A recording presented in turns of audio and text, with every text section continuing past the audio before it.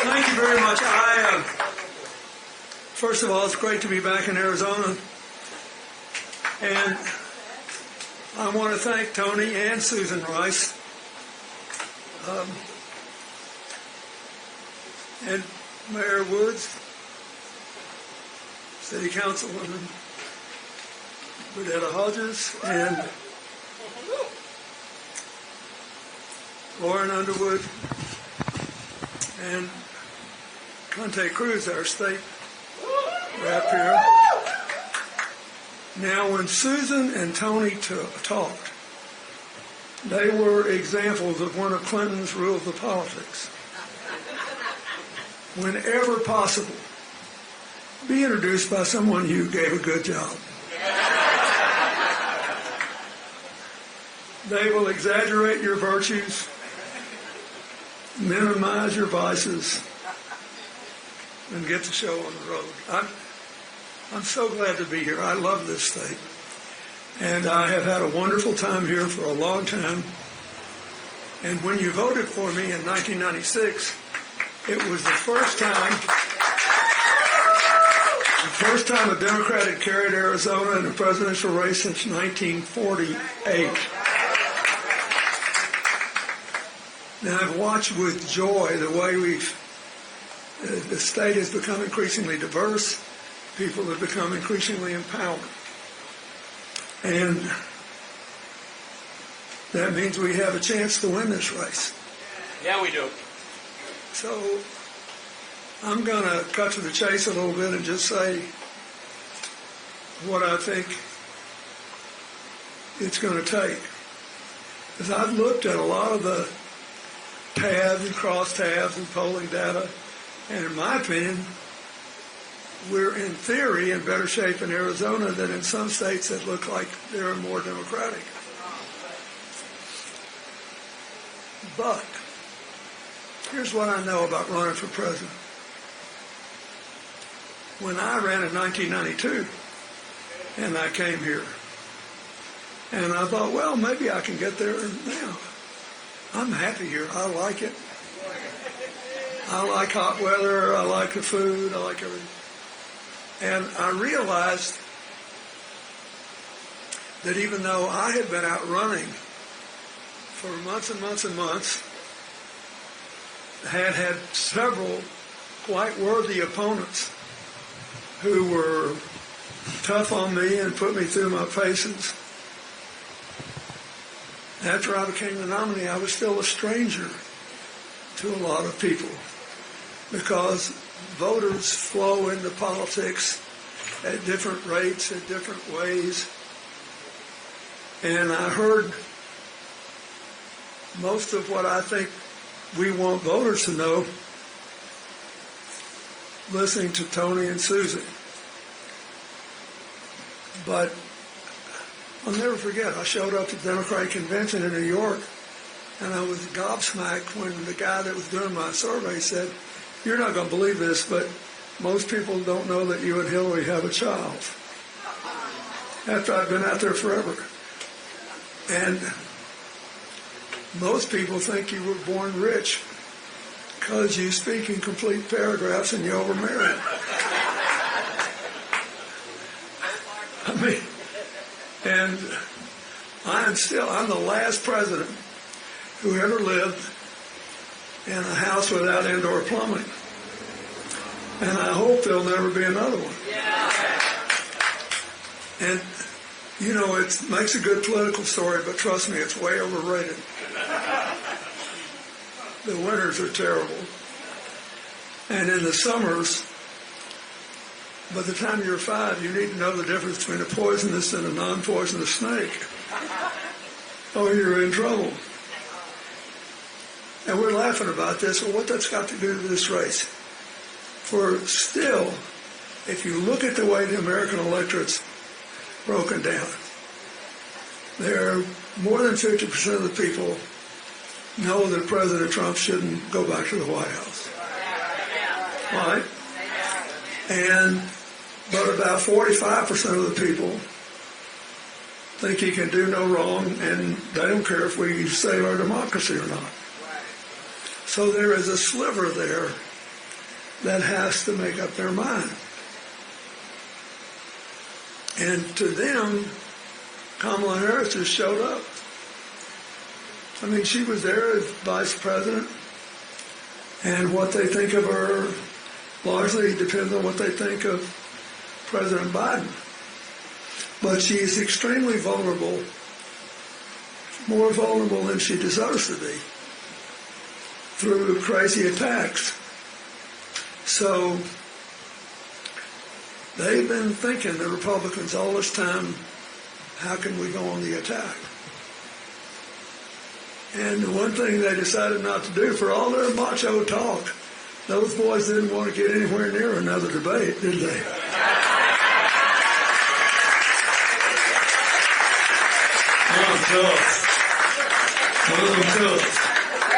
Okay, let's have another debate. Oh, I don't want to do that.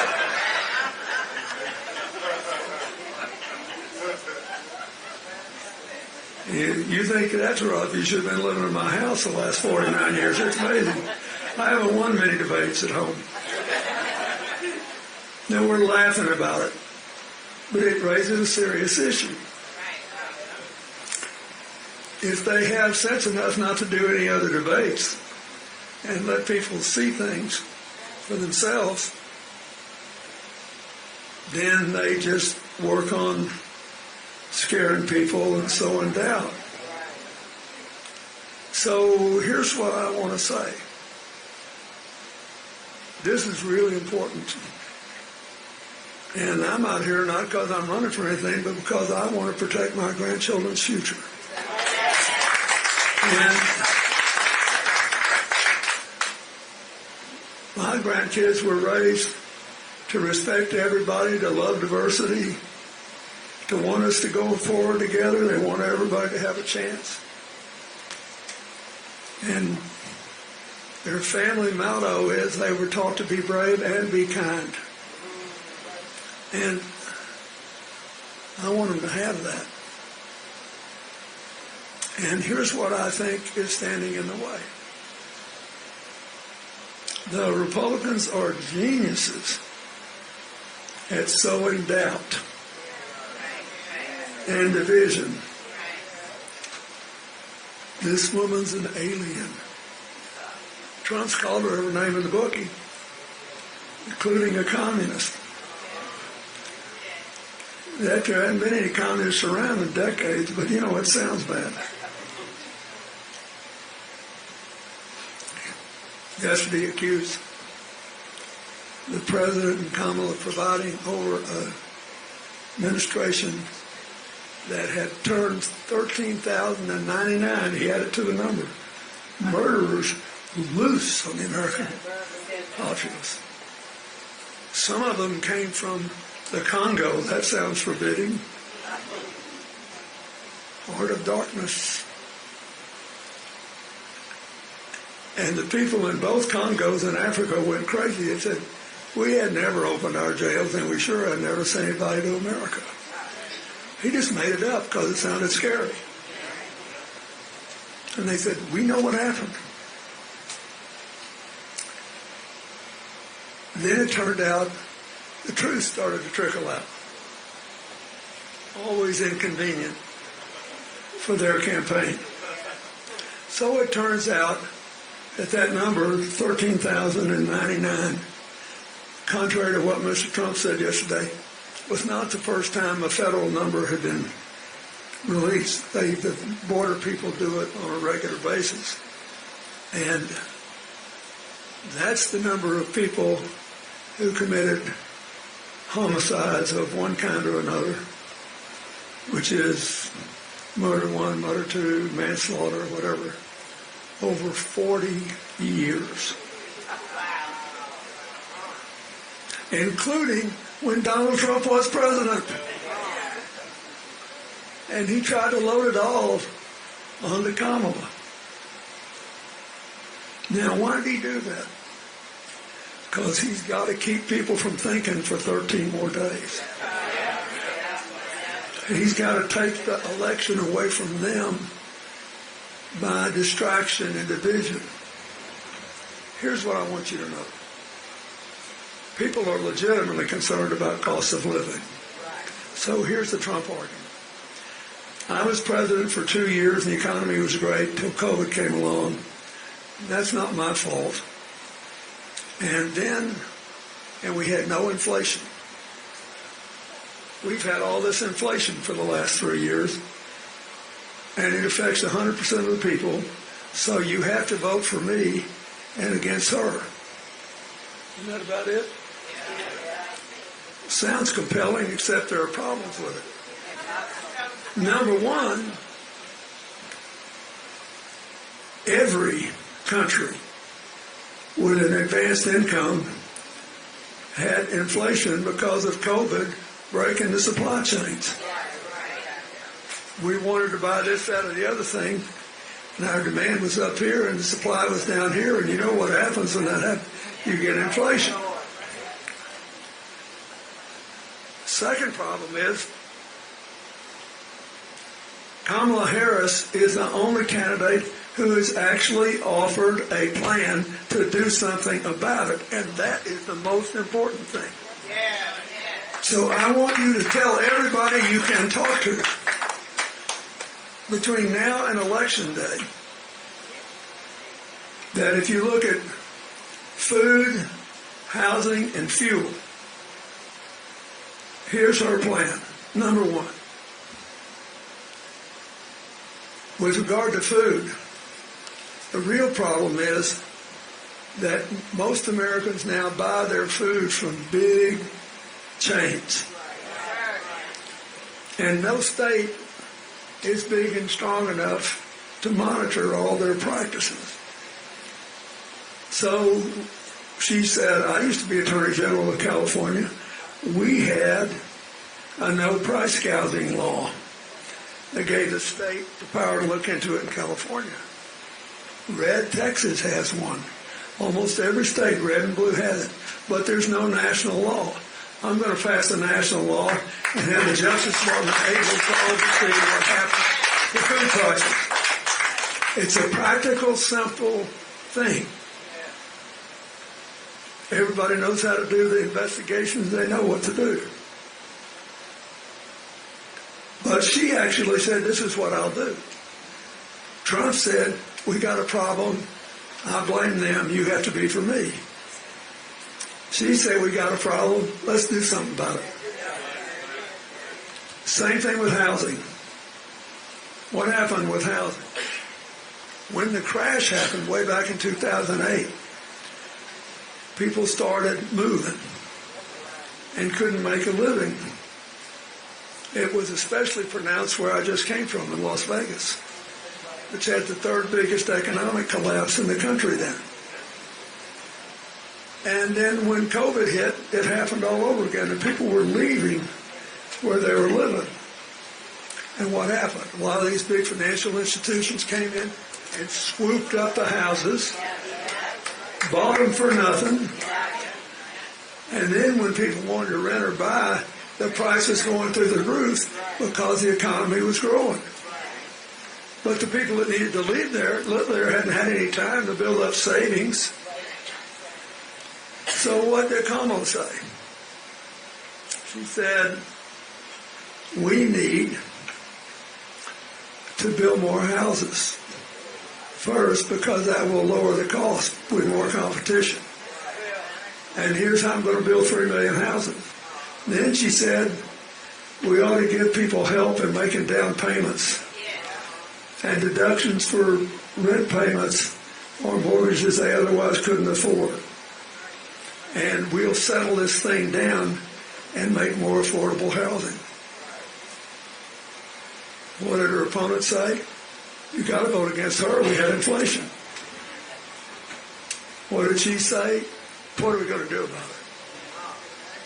Then he said, and look at what happened to gas prices while they were there. You got to vote against them. And she said, well, they screwed up the supply chain. But we're now producing more energy than we consume for the first time since the 1950s, because this administration followed what they called an all-of-the-above strategy.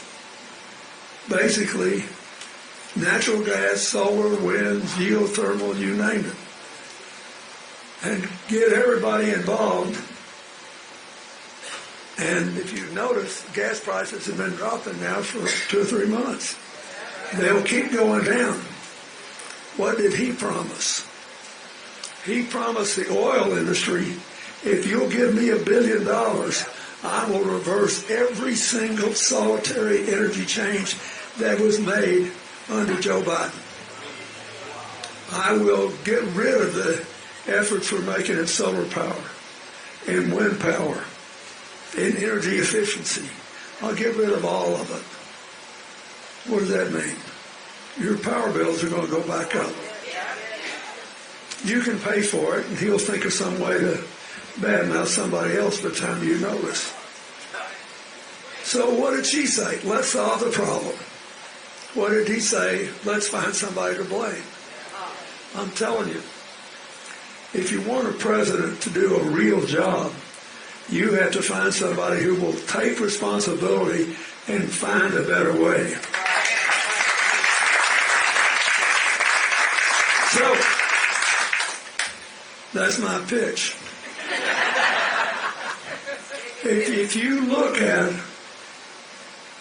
the price gouging proposal, the housing proposal, and the energy policy, and Trump's lack of anything to compare with price gouging, any kind of energy housing policy, and to make the energy problem actually worse,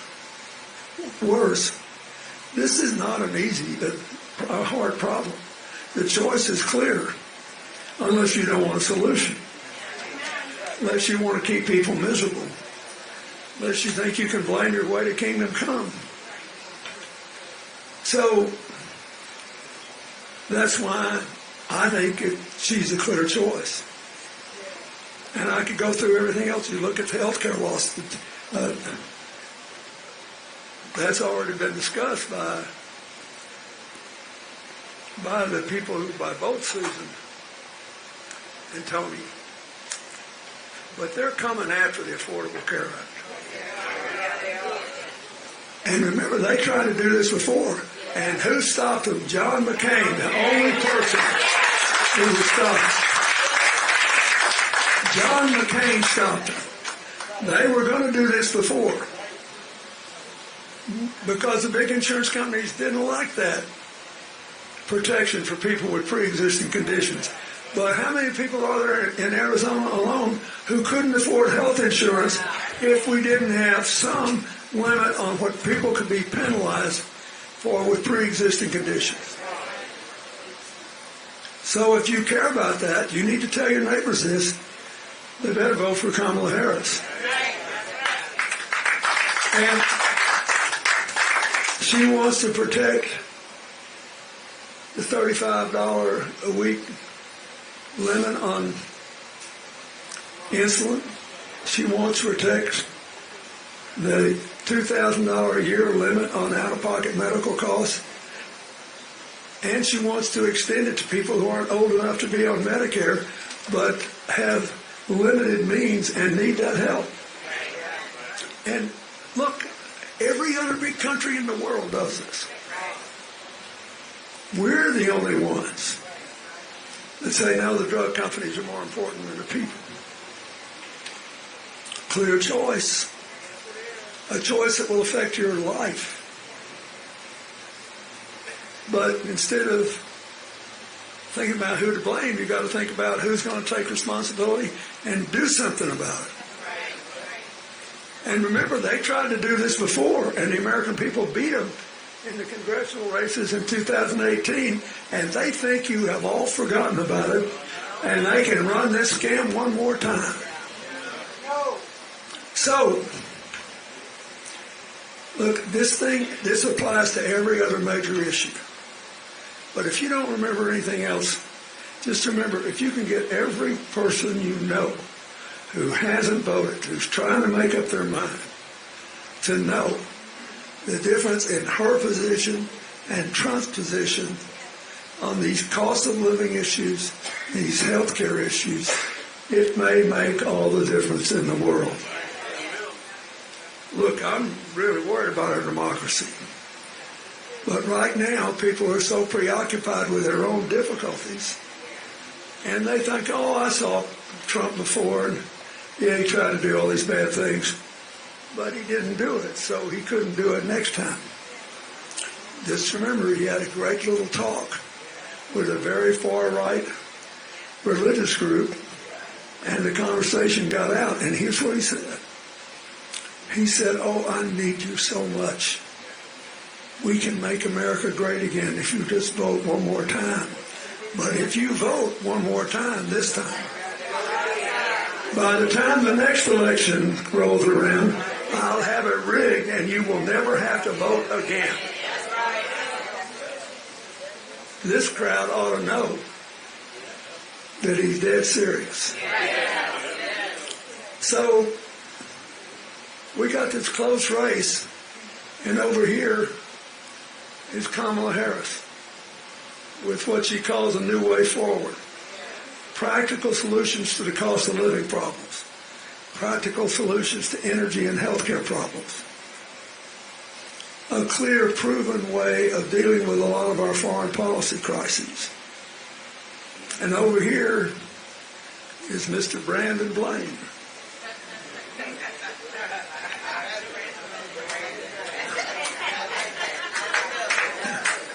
Right?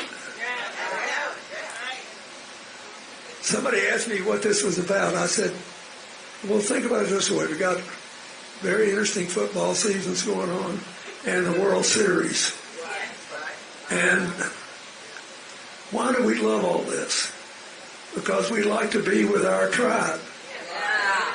But the games only work because we all live under the same set of rules. You know, we're not perfect. Every now and then referees will miss a call. But nobody's doing it on purpose.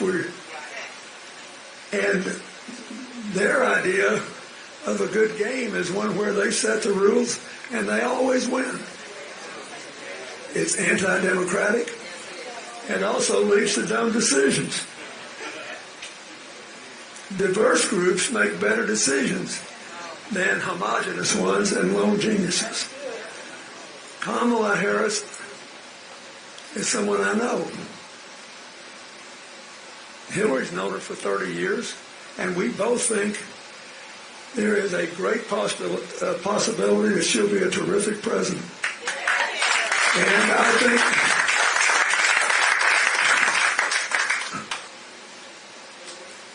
I'm one of the few people who believes he knows both candidates well. And for years I had a very good relationship with President Trump. He's really good at some things. He was a very good golfer when we played golf together. Genuinely good. And he had a great eye for golf course properties. None of those properties ever went bankrupt as far as I know. Unlike a lot of others. But when it comes to politics, he believes good politics is total domination. That's what he thinks is good. When he got to be president last time, he thought he was supposed to just tell people what to do and they'd say yes, whatever it was. And now he thinks he's found a way to do it. Poor old J.D. Vance, I saw him the other day. I felt so bad for him. He had managed to keep enough dignity to get all the way through the convention and to the campaign without having to say outright that he thought Trump won the election in 2020. He knew he didn't. But they made him say it last week. So after all this dodging and weaving, he finally had to bend the knee. And Trump really gets off on that, but it's not a good idea. I ask people who work for me to tell me what I did not want to hear if I needed to hear it. Because nobody's right all the time. A broken clock's right twice a day. And we all spend our fleeting lives trying to get as far away from the broken clock score and as near perfect as we can, and we're never going to get there. We know that. Folks, this country is so good, and our assets are so many, and our people can do anything, but they need to be free, not put in chains. So I'm pleading with you, every one of you. You know this race is tight as a tick. You know you can win. You know you can win. It depends on how bad you want it. And I'm telling you, she's worth the effort, and you'll be proud of this for the rest of your life if you do it. God bless you.